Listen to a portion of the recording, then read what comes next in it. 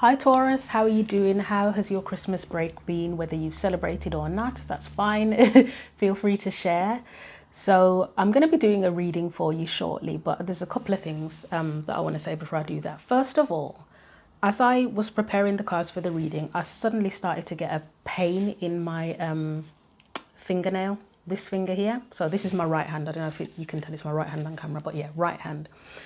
And it didn't feel like just that, oh, my finger's randomly hurting. It felt like it was a message. So I don't know if somebody's had a finger injury or there may be a potential injury coming up, and the nail seems specific. So I don't know if there's something with a metal nail as well coming up. But I would say if there is some sort of nail injury or something happens with the finger, definitely get it checked out. So that it doesn't turn into a bigger problem, whether this is you or someone around you, but that feels significant with the nail. It might even not be the finger, it might just be something relating to a nail, an injury relating to a metal nail. If it's not that, then this ring, I'll be frank with you, I cannot remember off the top of my head what the stone is in this ring, the jewel is. I've had it for a very, very long time, like probably a decade or something, and I can't remember what it is now. I can't remember which one it is, that's what I should say. So I don't know if you can see it clearly, but if you know what this is, this particular crystal stone might have some sort of relevance to you if you can see that clearly there. If I remember and I can figure out what it is, I'll put it in the comment section or in the description box what it is, because that might be relevant to someone, but that came to mind as well. So yeah, so the other thing I wanted to say actually before I do your reading is I am going to be taking a step back from posting readings online, so on video sharing platforms and on Instagram as well. As I've been saying now throughout all the readings, it's a decision that I've been considering for a very long time. I wanted to make sure it was a decision I wanted to make and not something impulsive. And I feel like it's something that I need to do. It's a very intuitive thing where it was my intuition telling me at first, and I didn't really understand why at first, but I was like, okay, this is what my intuition's telling me. This year has been a year where I've really trusted my intuition, even when the decisions I've made were like, why would I need to do that? That's weird.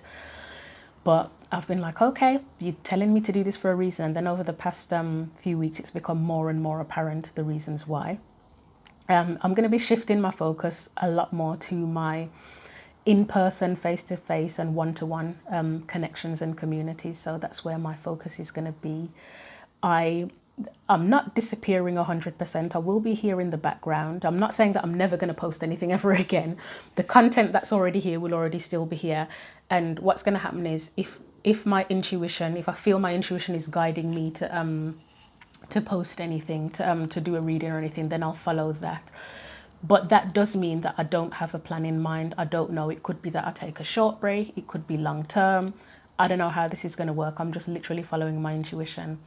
Again, I'll be in the background. So if you want to communicate with me for any reason at all, whether it's to say hello, have a chat, whatever, you can do that via the comment section. I'll still be making sure that if any comments are left, whether it's now or in a year's time or whatever, I'll check and respond to that. Also, my email address is still in the description box if you want to communicate with me via that way. I'll still be doing personal readings, so I'll be here in the background, just, you know, taking a step back literally. I think that's all I needed to say on that, isn't it? Yeah, so let's get into your reading. So the message, as the title says, it's for us leaving 2024 and moving into 2025. So this may be more relevant for you in January. It could be relevant at a different point in 2025, or it could be something that you need to be aware of for the whole of 2025. But let's see. So for Taurus, Sun, Moon and Rising, what do we need to know? And thank you very much for your support in viewing the videos, liking the videos, comments, everything. It's all greatly appreciated. Oh, thank God we got a different card. I've got the Diligence card. I've done 4 readings and the Diligence card came out 3 times for 3 signs. So I'm glad to see something different.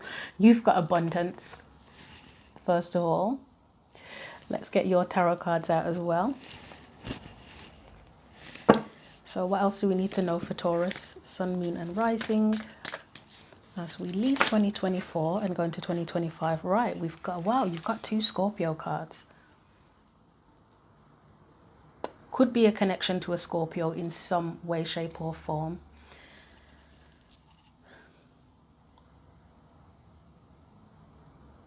I'm going to say it because the words are coming into my head, but ego death, even though abundance, well, sometimes it is that we need to have an ego death to step into abundance, isn't it? But yeah, that's one thing coming to mind with the Death card and the King of Cups, both scorpionic energies.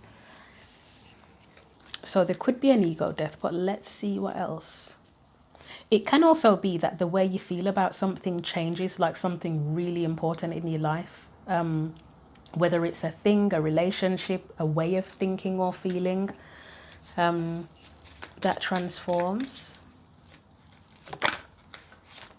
There's something here about emotional abundance as well. I don't know if maybe abundance, what you feel is abundant, changes. Like say if you were someone who previously abundance to you was just literally purely physical, physical abundance, so money, things, etc. And then as you go into 2025, it's like, actually, no, it's emotional. Things like your relationships, your sense of satisfaction, rest, relaxation, even playfulness, all of that feels like that's what true abundance is for you. You've got the Star. Your dreams may change. Your aspirations may change. Well, wow.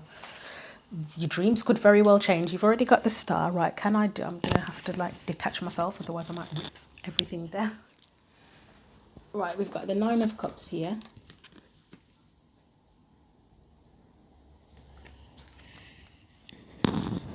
So your dreams might change and your aspirations, and what you find enjoyable, pleasurable, satisfying may change. Anything else? Yeah. I think that's what it is, Taurus. We've got the Queen of Swords here, she knows her truth, she knows who she is, she knows the story she's experienced. And then you have the Eight of Cups, so something that was very important to you that you may have considered to be abundance previously. I think that's going to change for you. I really think that's going to change. And obviously it's going to be individual to you. For someone, it could be knowledge. Someone thought that knowledge was a form of abundance, like being very smart or knowing something very specific that was abundant. And now the way it looks, I don't know if it will look the same to you for the way it looks to me on the table, but there's something about that don't matter anymore. It's not as important anymore. There are other things out there for me. What's on the bottom of the deck out of curiosity? Three of Pentacles. For someone as well, abundance may be you may change to feeling that abundance is how or who you collaborate with, rather than something else.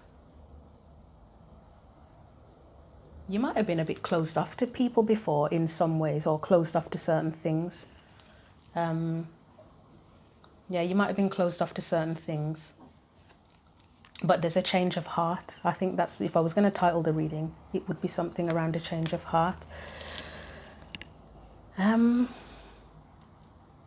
Yeah, I think that's pretty much it. Just a change in what you think abundance is, or what you feel abundance is, for the most part. Let's see what we've got the Power of Surrender deck here. This may give you a clue as to what you may need to surrender or release from 2024 and prior as you go into 2025. So what else do we need to know for Taurus? Sun, Moon and Rising. You got a lot. That's okay. So the first one I saw was surrender your fear of change. The universe is reminding you that you are cared for always, whether you're afraid of a change in your job, your health, or a relationship, or if you fear aging or death. Repeat the affirmation, I have faith that all is well. God, where it says that fear of death, I mean, you've got the Death card and the King of Cups there, so that really could change. You could have some sort of spiritual experience or something that makes your feelings and fears around death change. Oh God, I'm hearing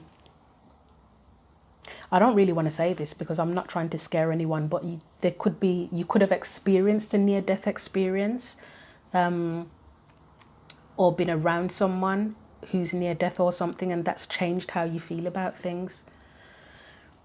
Yeah, then it's got surrender worry. Make a commitment not to lead an anxiety-driven life. When worries arise, breathe them out of your body. Focus on the power of your heart and have faith that spirit is guiding you always. So that connects to that fear of change, because sometimes when things are changing, fear and worry are connected, aren't they? And then you have, finally, surrender to support, to receiving support and love. Allow the love and support of others in rather than trying to handle everything yourself. This can take the pressure off and simultaneously nurture you. So that's where, when I was saying that you may have been closed off to people or things, because I've got a bit of a defensiveness, I think, yeah, it was that one, 7 of Wands.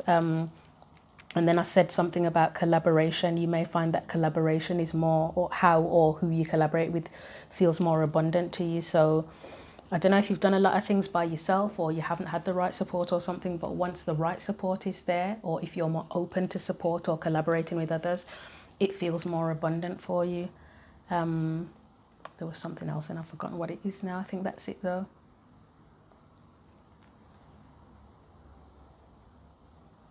I think that's it, to be honest. Yeah, that's it. I'm going to leave it there for you then, Taurus. So again, I'm taking a step back, but I'm not completely gone. I will be in the background if you want to communicate in any of the ways I mentioned, you know, the comment section, email, or if you want to book a personal reading. I hope that you have a fantastic 2025. Again, thank you very much for the support in viewing the channel, liking, subscribing, etc. And I hope all goes well for you. And that's all I can say. Take care.